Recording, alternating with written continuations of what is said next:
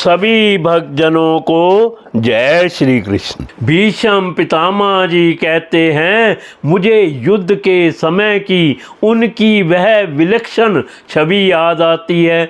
उनके मुख पर लहराते हुए घुंघराले बाल घोड़ों की टाप की धूल से मटमैले हो गए थे और पसीने की छोटी छोटी बूंदें शोभायमान हो रही थी।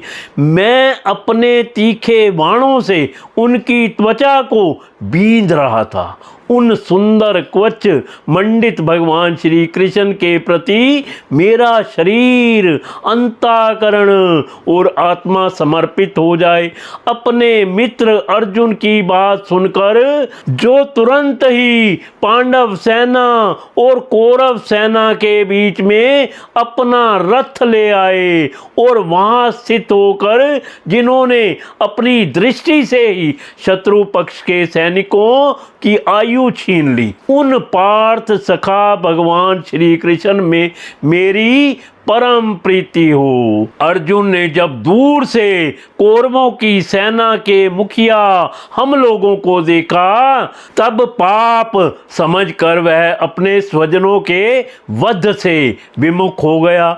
उस समय जिन्होंने गीता के रूप में आत्म विद्या का उपदेश करके उसके सामायिक अज्ञान का नाश कर दिया, उन परम पुरुष भगवान श्री कृष्ण के चरणों में मेरी प्रीति बनी रहे। मैंने प्रतिज्ञा कर ली थी कि मैं श्री कृष्ण को शस्त्र ग्रहण कराकर छोड़ूंगा। उसे सत्य एवं ऊंची करने के लिए उन्होंने अपनी शस्त्र ग्रहण न करने की प्रतिज्ञा तोड़ दी।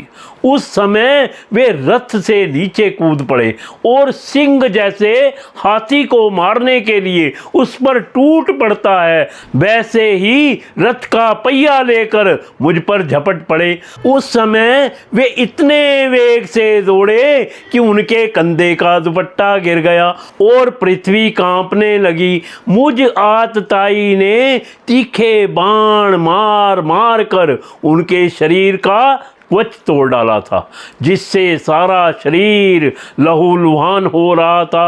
अर्जुन के रोकने पर भी वे बलपूर्वक मुझे मारने के लिए मेरी ओर दौड़े आ रहे थे। वे ही भगवान श्री कृष्ण जो ऐसा करते हुए भी मेरे प्रति अनुग्रह और भक्त वत्सला से परिपूर्ण थे।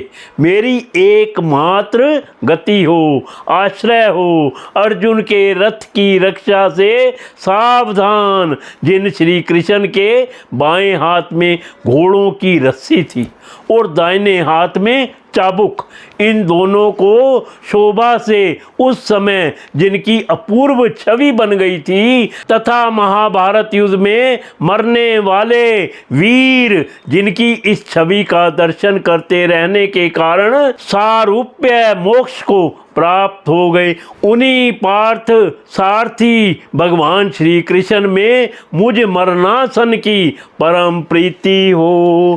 जिनकी लटकीली सुंदर चाल, हाव भाव युक्त चेष्टाएं, मधुर मुस्कान और प्रेम भरी चितवन से अत्यंत सम्मानित गोपियां रास लीला में उनके अंतर ध्यान हो जाने पर प्रेमानंद से मतवाली होकर जिनकी लीलाओं का अनुकरण करके तन्मय हो गई थी, उन्हीं भगवान श्री कृष्ण में मेरा परम प्रेम हो। जिस समय युधिष्ठिर राजस्व यज्ञ हो रहा था, मुनियों और बड़े बड़े राजाओं से भरी हुई सभा में सबसे पहले सबकी ओर से इन्हीं सब के दर्शनीय भगवान श्री कृष्ण की मेरी आंखों के सामने पूजा हुई थी, वे ही सबके आत्मा प्रभु आज इस मृत्यु के समय मेरे सामने खड़े हैं। जैसे एक ही सूर्य अनेक आंखों से अनेक रूपों में दिखते हैं, वैसे ही अजन्मा भगवान श्री कृष्ण अपने ही द्वारा रचित अनेक शरीरधारियों के हृदय में अनेक रूप से जान पड़ते हैं। वास्तव में तो वे एक और सबके हृदय में विराजमान हैं। उन्हीं इन भगवान श्री कृष्ण को मैं भेद भ्रम से रहित होकर प्राप्त हो गया हूँ। सूत जी कहते हैं, इस प्रकार भीष्म पितामह ने मन, वाणी और दृष्टि की वृत्तियों से आत्म स्वरूप भगवान श्री कृष्ण में अपने आप को लीन कर दिया। उनके प्राण वहीं विलीन हो गए और वे शांत हो गए। उन्हें अनंत ब्रह्म में लीन जानकर सब लोग वैसे ही चुप हो गए, जैसे दिन के बीत जाने पर पक्षियों का कलरव शांत हो जाता है।